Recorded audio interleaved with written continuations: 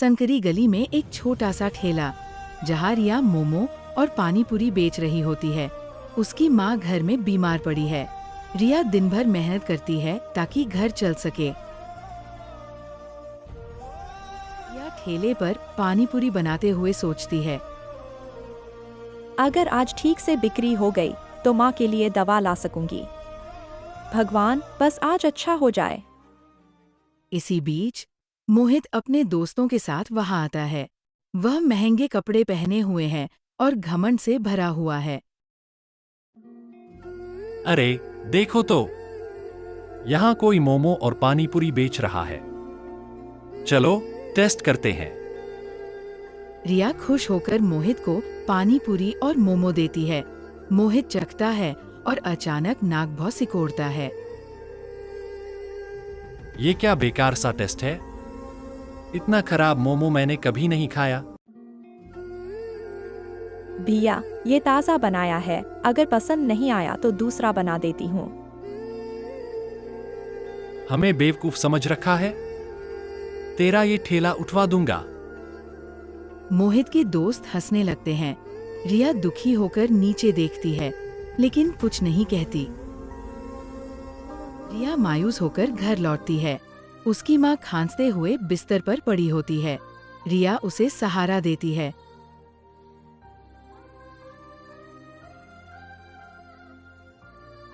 बेटा, आज काम कैसा रहा?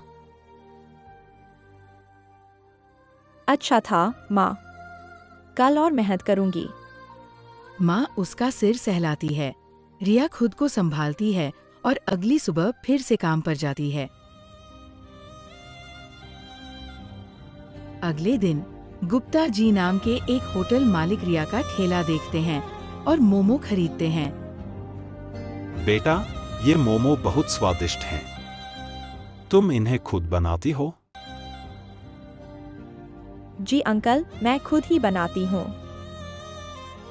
अगर तुम चाहो तो मेरे होटल में काम कर सकती हो। रिया की आंखों में चमक आ जाती है, लेकिन तभी मोहित वहां आकर मजाक उड़ाता है। अरे, इसे होटल में क्यों रख रहे हो? ये तो सड़क पर ही ठीक है। बेटा, हुनर की कोई जात या जगह नहीं होती। अगर कोई मेहनत करे तो उसे आगे बढ़ने से कोई नहीं रोक सकता। मोहित चुप हो जाता है और रिया गर्व से मुस्कुराती है। रिया अब गुप्ता जी के होटल में काम करने लगती है। उसका खाना सबको बहुत पसंद आता है। कुछ महीनों बाद गुप्ता जी उसे अपने होटल का एक स्टॉल खोलने का मौका देते हैं। मोहित एक दिन होटल आता है और मेनू में रिया के खास मोमो देखता है। क्या ये वही लड़की है? रिया अब एक सफल शेफ बन चुकी होती है। वह मोहित को देखकर मुस्कुराती है। भैया, आज फिर से मोमो ट्राई करेंगे। मोहित चुपचाप मोमो खाता है और चौंक जाता है। सच में बहुत स्वादिष्ट है। माफ करना रिया, मैंने तुम्हें गलत समझा था। रिया मुस्कुरा देती है और मोहित भी सीख जाता है कि किसी की मेहनत का मजाक नहीं उड़ाना चाहिए। मेहनत और लगन से किसी की भी किस्मत बदल सकती है। कभी किसी का मजाक नहीं उड़ाना चाहिए, क्योंकि सफलता किसी को भी मिल सकती है।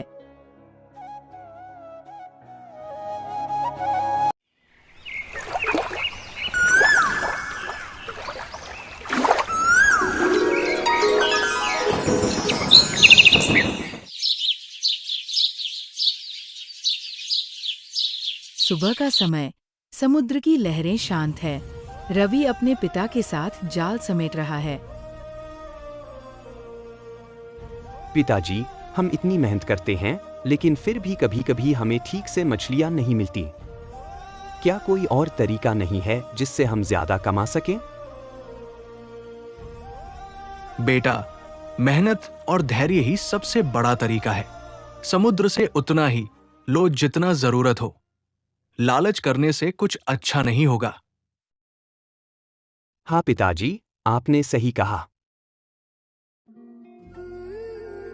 तभी एक व्यापारी माधव वहां आता है। वह काफी लालची और चालाक व्यक्ति है। अरे मछुआरे, तुम हर दिन इतनी मेहनत करते हो, फिर भी तुम्हारी हालत नहीं सुधरती। अगर तुम मुझसे समझदारी से सौदा करोगे तो मैं तुम्हें अमीर बना सकता हूं। हमें अपनी मेहनत की कमाई पर भरोसा है, हम किसी चालाकी में नहीं पड़ते। लेकिन व्यापारी जी, आप कैसे अमीर बना सकते हैं? मेरे पास एक खास जाल है। जो भी मछली इसमें फंसती है वह सोने में बदल जाती है। रवि हैरान हो जाता है, लेकिन उसके पिता को माधव पर शक होता है। ये असंभव है। अगर ऐसा होता तो तुम खुद सबसे अमीर होते। तुम नहीं मानते, कोई बात नहीं। लेकिन अगर रवि यह जाल इस्तेमाल करना चाहे तो इसे आजमा सकता है। माधव रवि को जाल देकर चला जाता है। रवि जाल लेकर समुद्र किनारे आता है। वो सोचता है कि अगर ये सच निकला तो उनके सारे दुख दूर हो जाएंगे। मुझे इसे एक बार आजमाना चाहिए। अगर यह सच हुआ तो हम अमीर हो जाएंगे और पिताजी को अब मेहनत नहीं करनी पड़ेगी। वह जाल को समुद्र में डालता है और थोड़ी देर बाद उसे भारी महसूस होता है। वह बड़ी मुश्किल से जाल को खींचता है और देखता है कि उसमें एक बड़ी मछली फंसी है। वाह, यह तो बहुत बड़ी मछली है। अब देखना है कि क्या यह सच में सोने में बदलती है। लेकिन जैसे ही वह मछली को जाल से बाहर निकालता है, मछली तड़पती है और बोल पड़ती है। कृपया मुझे छोड़ दो, मैं तुम्हारा अहित नहीं होने दूंगी। अरे, तुम बोल सकती हो? हाँ, मैं एक जादुई मछली हूँ। लेकिन अगर तुमने मुझे पकड़े रखा तो तुम्हें नुकसान होगा। यह जाल शापित है। जो भी इसे इस्तेमाल करता है वह धीरे धीरे अपनी खुशियाँ खो देता है। रवि को व्यापारी माधव की बातों पर शक होने लगता है। अगर यह सच है तो यह बहुत खतरनाक है। मैं तुम्हें छोड़ दूंगा। रवि मछली को पानी में छोड़ देता है। रवि अपने घर लौटता है और अपने पिता को पूरी बात बताता है। मैंने पहले ही कहा था, लालच अच्छी चीज नहीं है। तभी गांव में हंगामा मच जाता है। कुछ लोग घबराए हुए भाग रहे होते हैं।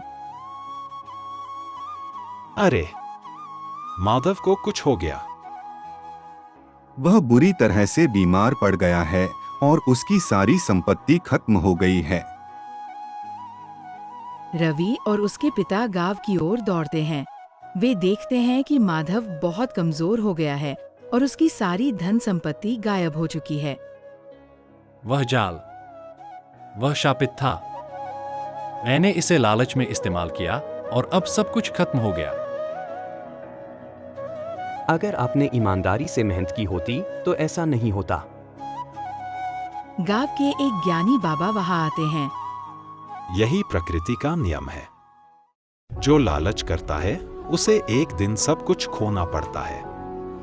ईमानदारी और मेहनत से जो मिलता है वही असली धन होता है। माधव को अपनी गलती का एहसास होता है। मुझे अपनी गलती समझ आ गई। अब मैं भी ईमानदारी से मेहनत करूंगा। गांव वाले भी इस घटना से सीख लेते हैं कि लालच का परिणाम बुरा ही होता है। कुछ दिन बाद रवि अपने पिता के साथ फिर से मछली पकड़ने जाता है। पिताजी, अब मुझे समझ आ गया कि सच्ची खुशी और सफलता मेहनत से ही मिलती है, न कि किसी लालच से। हाँ बेटा, यही सबसे बड़ी सीख है। ईमानदारी और मेहनत ही सफलता की कुंजी है। लालच का अंत हमेशा बुरा होता है। दूसरों के साथ छल करने से खुद का ही नुकसान होता है।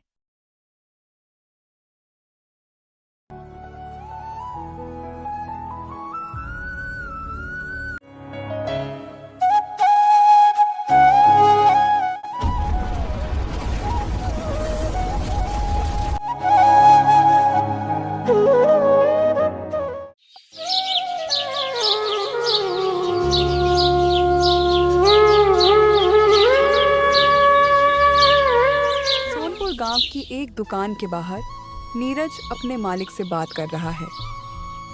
नीरज, अब से तुझे काम पर आने की ज़रूरत नहीं है। मुझे दुकान में इतना मुनाफा नहीं हो रहा कि मैं तुझे पैसे दे सकूं। मालिक, लेकिन मैं बिना नौकरी के घर कैसे चलाऊंगा? ये लो अपना हिसाब और अब कोई और काम देख लो। नीरज उदास होकर पैसे लेकर चला जाता है। वह पूरे दिन काम की तलाश में इधर उधर भटकता है, लेकिन कुछ नहीं मिलता।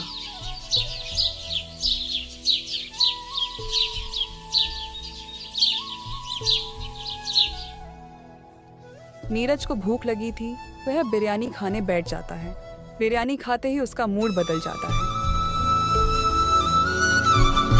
वाह रजनी, तुम्हारे हाथ की अंडा बिरयानी में कमाल का जादू है।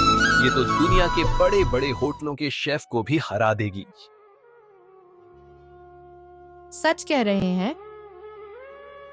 हम, ये स्वाद तो गजब है। तो क्यों ना हम अपना छोटा सा ढाबा खोलकर अंडा बिरयानी बेचें? विचार तो अच्छा है, लेकिन ढाबा खोलेंगे कहाँ? मंगतराम जी से बात कीजिए, उनका ढाबा खाली पड़ा है।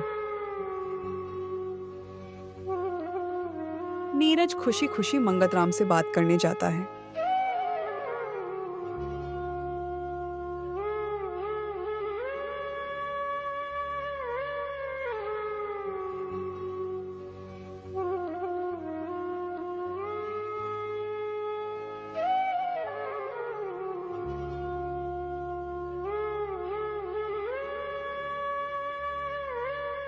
मालिक, क्या हम आपका ढाबा किराए पर ले सकते हैं?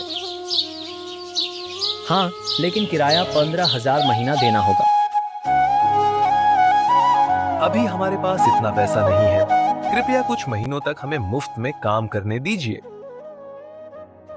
तेरी जेब में फूटी कौड़ी नहीं है और चला है धंधा करने। जा, ठेला लेकर गली गली अंडा बिरयानी बेच। नीरज उदास होकर लौटने लगता है। तभी उसे रास्ते में एक पुराना ठेला दिखता है। उसे एक आइडिया आता है। नीरज का घर। नीरज एक पुराना ठेला ठीक कर रहा है। क्या हुआ जी, ढाबा मिला क्या? नहीं, लेकिन यह देखो, हमारा चलता फिरता ढाबा। नीरज ठेले को ठीक कर उसे रंग देता है। अगली सुबह रजनी बिरयानी बनाकर तैयार करती है। सड़क किनारे जहां नीरज और रजनी ठेला लगाते हैं। भैया, एक प्लेट अंडा बिरयानी देना। ग्राहक बिरयानी छकते ही खुश हो जाता है। वाह भाई, ये तो कमाल की है। 3 प्लेट पैक कर दो। धीरे धीरे और लोग भी बिरयानी खाने आते हैं। नीरज और रजनी का काम चल पड़ता है। कुछ महीनों बाद नीरज और रजनी ने ढाबा खरीद लिया और उनका धंधा चल पड़ा। अब वे खुशहाल जीवन जी रहे हैं।